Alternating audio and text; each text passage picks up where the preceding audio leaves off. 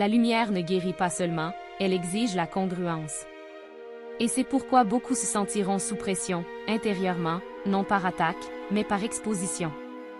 L'ancienne terre permettait à quelqu'un de dire une chose et d'en être une autre pendant longtemps. La nouvelle terre ne soutient pas cela sur de longues périodes. Elle réorganise, elle pousse vers la vérité. Elle ne permet pas que la dissonance devienne une demeure.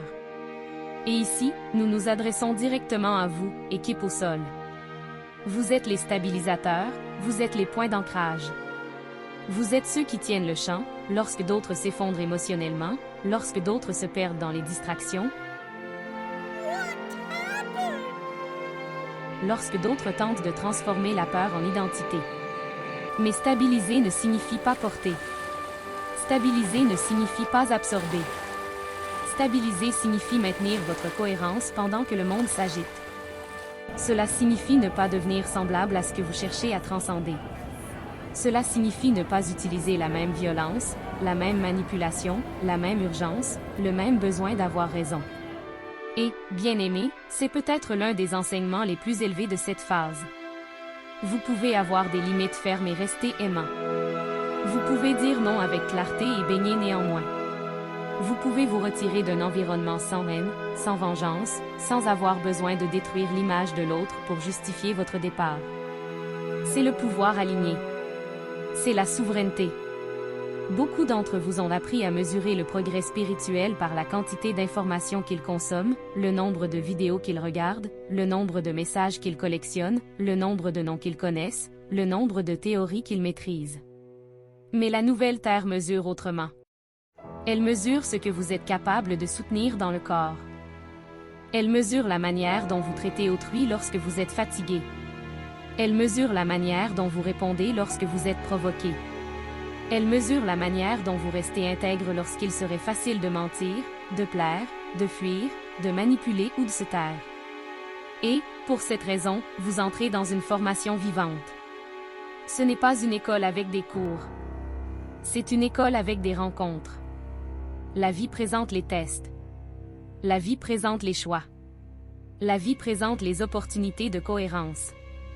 Et, la plupart du temps, le test ne semblera pas spirituel. Il semblera quotidien. Il semblera être une conversation difficile. Une décision financière. Une limite familiale. Un choix professionnel.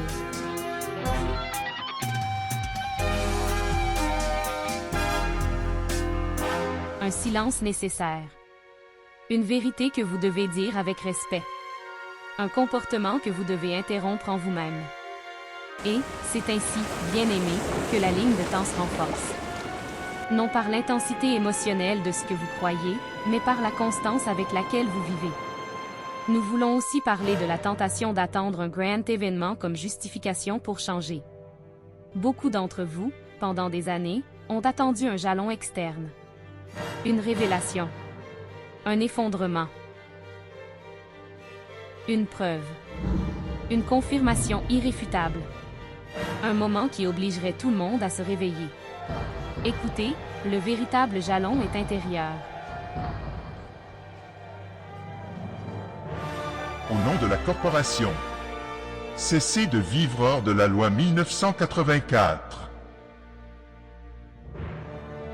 Le véritable événement est votre décision de cesser de reporter la congruence. Le véritable saut est lorsque vous cessez de vivre comme si vous vous prépariez à commencer, et commencez à vivre comme quelqu'un qui a déjà choisi. Car la nouvelle terre ne commence pas après. Elle commence lorsque vous changez le schéma. Et ce schéma, bien aimé, est simple et exigeant. Unité dans la pensée. Intégrité dans la parole. Dévotion dans l'action.